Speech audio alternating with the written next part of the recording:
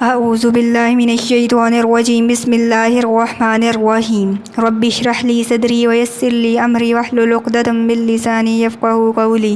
السلام علیکم ورحمۃ اللہ وبرکاتہ۔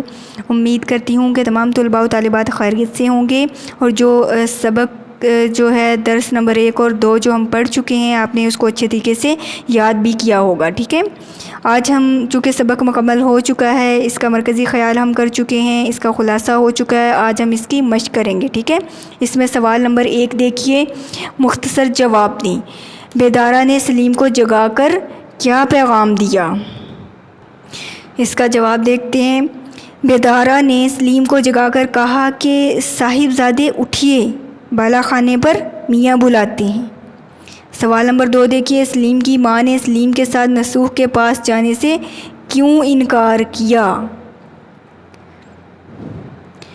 اس کا جواب دیکھیں، چونکہ اس کی گود میں لڑکی سو رہی تھی، اس لیے اس نے سلیم کے ساتھ جانے سے انکار کیا۔ سوال نمبر 3 دیکھیے، سلیم اپنے بھائی کے ساتھ مدرسے کیوں نہیں جاتا تھا؟ جواب دیکھیں، سلیم کے بھائی کا امتحان ہونے والا تھا اور وہ صبح سویرے اپنے کسی ہم جماعت کے ہاں چلا جاتا تھا تاکہ امتحان کی تیاری کر سکے، اس لیے سلیم اکیلا مدرسے جاتا تھا۔ سوال نمبر 4 دیکھیے، سلیم نے 4 لڑکوں کی کیا خوبیاں بیان کی؟ جواب دیکھیں، اس کا یہ ہے کہ سلیم نے 4 لڑکوں کی یہ خوبیاں بیان کی کہ وہ گردن نیچی کیے چلتے ہیں، کوئی بڑا مل جائے تو اسے سلام کرتے ہیں، نہ کبھی کسی سے لڑتے جھگڑتے ہیں، نہ قسم کھاتے ہیں، نہ جھوٹ بولتے ہیں، نہ کسی پر آواز کستے ہیں، اور نہ کسی کو چھیڑتے ہیں۔ سوال نمبر 5 دیکھیے، حضرت بی کون تھیں اور انہوں نے سلیم کو کیا نصیحت کی؟ اس کا جواب ہے کہ حضرت بی ان 4 لڑکوں کی نانی تھیں۔ انہوں نے سلیم کو نصیحت کی کہ بھلے مانسوں کا یہ دستور ہے کہ اپنے سے بڑا مل جائے تو اسے سلام کرتے ہیں۔ یہ ہمارے سوال جواب چونکہ مکمل ہو چکے ہیں، آج ہم دیکھیں گے اس کا، اب دیکھیں گے سوال نمبر 2۔ مندرجہ ذیل محاورات کے معنی لکھیں اور انہیں جملوں میں استعمال کریں۔ سب سے پہلے دیکھیں، جی لگنا، اس کا معنی ہے دل چاہنا۔ عمیر کا پڑھائی میں خوب جی لگتا ہے۔ آگے دیکھیں، کانو کان خبر نہ ہونا، اس کا معنی ہے بالکل معلوم نہ ہونا، اس کے بیرون ملک جانے کی کسی کو کانو کان خبر نہ ہوئی۔ آوازہ کسنا، اس کا معنی ہے فکرہ چست کرنا، دوسروں پر آواز کسنا اچھی بات نہیں۔ زمین میں گھڑ جانا، اس کا معنی ہے سخت شرمندہ ہونا، جب آفتاب کی چوری پکڑی گئی تو وہ زمین میں گھڑ گیا۔ دل کھٹا ہونا، نفرت ہونا، عابد کی دغا بازی پر اس سے میرا دل کھٹا ہو گیا، یعنی آپ اس کا کوئی بھی اپنے الفاظ میں استعمال کرتے ہوئے اس کے جملے بنانے ہیں، کوئی بھی دوسرا جو آپ کو آسان لگے بنا سکتے ہیں۔ ٹھیک ہے، سوال نمبر 3 دیکھیے، اس کا خلاصہ ہے کہ اپنے الفاظ میں اس سبق کا خلاصہ لکھیے، وہ چونکہ ہم کر چکے ہیں۔ سوال نمبر 4، مندرجہ ذیل الفاظ کی جمع لکھیں۔ سب سے پہلے ہے خبر، خبر کی جمع ہے اخبار۔ ٹھیک ہے، آگے دیکھیں، کتاب، کتب، مدرسہ، مدرسے، امتحان، امتحانات، مشکل، مشکلات۔ سوال نمبر 5 دیکھیں، مندرجہ ذیل الفاظ کا تلفظ اعراب کی مدد سے واضح کریں۔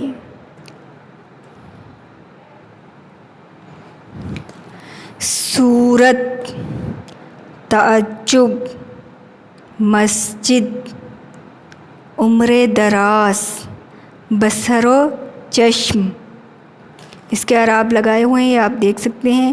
آگے دیکھیے ذرا سوال نمبر 6، مصنف کا نام، سبق کا عنوان، اقتباس کا نصابی سبق میں موقع محل کے درج کرتے ہوئے، یعنی کہ موقع محل ہوتا ہے کہ یہ سبق جو ہے، یعنی یہ جو پیراگراف ہے یہ سبق کے آغاز سے لیا گیا ہے، درمیان سے لیا گیا ہے یا اختتام سے لیا گیا ہے۔ ٹھیک ہے، یہ بتاتے ہوئے مندرجہ ذیل اقتباس کی تشریح کریں گے۔ ٹھیک ہے، پیراگراف آپ نے کرنا ہے کئی برس سے اس محلے، یہاں سے لے کر جھوٹی شکایت بھی تو نہیں کی، ٹھیک ہے، یہاں تک آپ نے پیٹرن کو فالو کرتے ہوئے جو آپ کو بار بار بتایا جا چکا ہے آپ نے اس کی تشریح کرنی ہے، ٹھیک ہے۔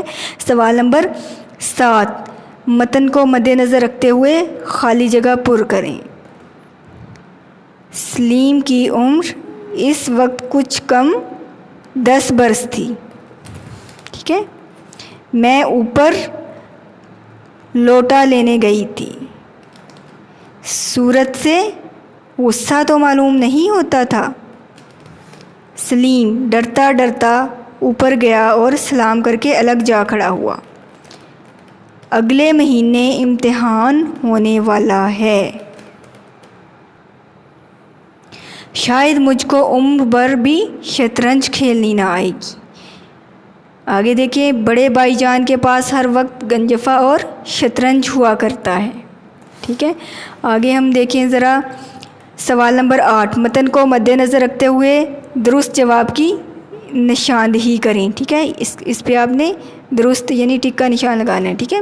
الف، سلیم کو کس نے آ کر جگایا؟ نصوح نے، بیدارہ نے، ماں نے یا حضرت بی نے؟ کس نے جگایا تھا؟ بیدارہ نے، جو ان کی ملازمہ ہے۔ بے، میاں اکیلے بیٹھے ہوئے کیا کر رہے تھے؟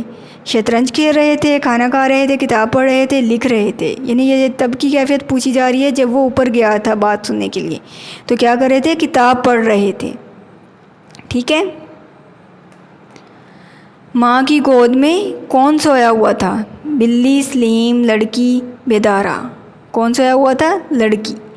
سلیم ڈرتا ڈرتا کہاں گیا؟ مدرسے، بازار، مسجد، اوپر؟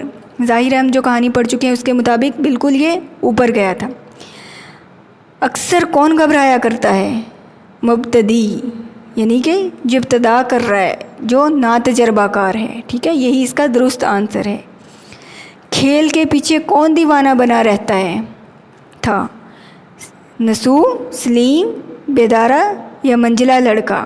اب یہ تھا پوچھا ہے، اب وہ یعنی کہ یہ اس بچے سے آپ کو بتایا نا، خطاب کرتے ہوئے سوال پوچھا گیا، بتایا گیا ہے، تو کون دیوانہ ہوا رہتا تھا؟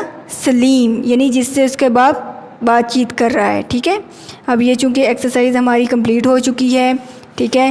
ناول بیٹا ہم اس کی تعریف چونکہ پڑھ چکے ہیں، ٹھیک ہے، سبق نمبر 1 میں، پھر بھی میں آپ کو دہرائے دیتی ہوں، یہ بہت اہم کویسچن ہوتا ہے، اس میں سے MCQs بھی بن کر آ سکتا ہے، جس میں کوئی بھی یعنی کہ نقطہ جو ہے وہ 3-4 نکات بتا کر درست نقطہ اس میں سے پوچھ لیا جاتا ہے، ٹھیک ہے، یا پھر یہ آپ کو اس کی تعریف بھی آنی چاہیے، ٹھیک ہے۔ ناول وہ کہانی ہے جس کی بنیاد حقیقی زندگی پر ہوتی ہے، یعنی کہ حقیقی زندگی میں ایسا ہوتا ہے، اس میں زندگی کا کوئی ایک دور اس طرح پیش کیا جاتا ہے، ٹھیک ہے،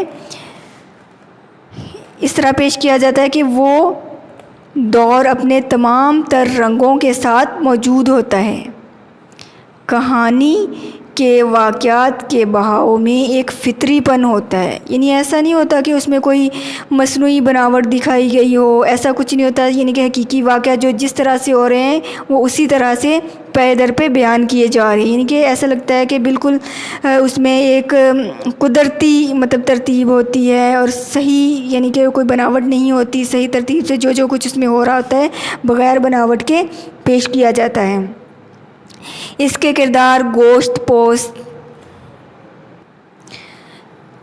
کے انسان ہوتے ہیں، جن میں خوبیاں بھی ہوتی ہیں اور خامیاں بھی، یعنی کہ ایسا نہیں ہے کہ یہ کوئی فرضی کہانی ہو اور اس میں فرضی کردار ڈالے ہوں اور ان کرداروں میں کوئی بھی، جیسے کہ بعض دفعہ وہ کہانیاں فرضی لکھنے کے لیے کسی انسانوں کو لیا جاتا ہے، جانوروں کو، پرندوں کو یا کسی بھی مخلوق سے متعلق، تو ایسا نہیں ہے۔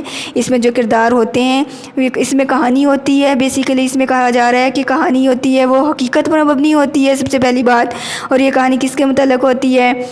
یعنی کہ گوشت پوست کے انسان ہی ہوتے ہیں یہ، ٹھیک ہے، اور ان میں ظاہر ہے جو انسان ہے اور حقیقت ہے، پھر خوبیاں بھی ہوں گی اور خامیاں بھی ہوں گی، ٹھیک ہے۔ کرداروں کے مکالموں کی زبان جو ہے، یعنی کہ مکالمہ، یہ ایک طرح سے کہہ لیں کہ مکالمہ بھی اس میں پیش کیا جاتا ہے، یعنی کہ ایک بات بندہ ایک کہہ رہا ہے تو پھر اس کے بعد دوسرا بندہ بات کر رہا ہے، ٹھیک ہے، یعنی اس مکالمے کی جو زبان ہے ان کے مرتبے، یعنی کہ جو اس کا رتبہ ہے، بڑا کون ہے، چھوٹا کون ہے، ملازم ہے، اس طرح سے، ٹھیک ہے، ان کے مرتبے کے اور مزاج کے مطابق ہوتی ہے. یعنی کہ ایک پڑھے لکھے طبقے کا مکالمہ پیش کیا جا رہا ہے، یا پھر ایک وسط طبقے کا، یعنی کہ جو مطلب مزاج ہے، ان کی بول چال ہے وہ پیش کی جاتی ہے، یا پھر جیسے ملازمین ہیں یا پھر کوئی ان پڑھ ہیں، اس طرح سے لوگ ہیں، وہ جیسے الفاظ استعمال کرتے ہیں وہ پیش کیے جاتے ہیں. ٹھیک ہے، یعنی جیسا کردار ہوتا ہے، ٹھیک ہے، اسی کے مطابق، ان کے مرتبے کے مطابق، یعنی کہ جو معاشرے میں رہتے ہوئے وہ استعمال کر رہے ہوتے ہیں، وہی ان کے مزاج کے مطابق وہ زبان استعمال کی جاتی ہے. ٹھیک ہے، یہ آپ کو اچھے طریقے سے ناول کی جو تعریف ہے آنی چاہیے. ٹھیک ہے، تو آپ لوگوں نے اچھے طریقے سے اس کو مکمل کرنا ہے. ٹھیک ہے، یاد کرنا ہے. اب آپ لوگوں نے نیک صحبت کے موضوع پر ایک مکالمہ بھی لکھنا ہے.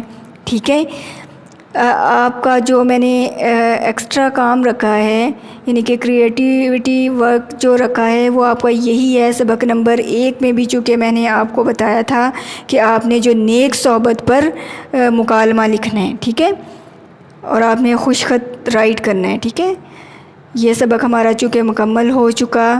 ٹھیک ہے، آپ لوگوں نے اس کو اچھے طریقے سے یاد کرنا ہے اور خوش خط رائٹ بھی کرنا ہے. اور چونکہ بیٹا کہانیاں ہم یہ چھوٹی کلاسز سے پڑھتے آ رہے ہیں، ٹھیک ہے، یہ وہی کہانیاں ہیں، صرف آپ نے درجہ بدرجہ ان کو تھوڑا سا الفاظ جو ہیں، یعنی وکیبلری جو ہے ان کا اچھے طریقے سے استعمال، ٹھیک ہے، اور خوش خط رائٹنگ کے ساتھ تھوڑا سا اس کو زیادہ ڈیٹیل میں بیان کرنا ہوتا ہے. ٹھیک ہے، آپ کو جو کہانیاں ہیں آپ نے وہ اچھے طریقے سے یاد کرنی ہیں، اس ہفتہ کے لیے آپ کو دی ہوئی ہیں. ٹھیک ہے، اور آپ لوگوں نے واحد جمع اور مذکر مؤنث ہیں، اس میں مذکر مؤنث اور متضاد الفاظ جو آپ لوگوں کو دیے گئے ہیں، ٹھیک ہے، وہ تھوڑے تھوڑے سے ہیں، بہت زیادہ نہیں. اگر آپ دیکھیں کہ یہ تو پورا پیج ہے تو ایسا نہیں کہ وہ پیج آپ نے ایک ہی دن میں یاد کرنا ہے. ٹھیک ہے، فار ایگزامپل ایک لائن میں اگر 10 مترادف ہیں یا 10 متضاد ہیں یا 10 مذکر مؤنث ہیں، اس طرح سے ہیں.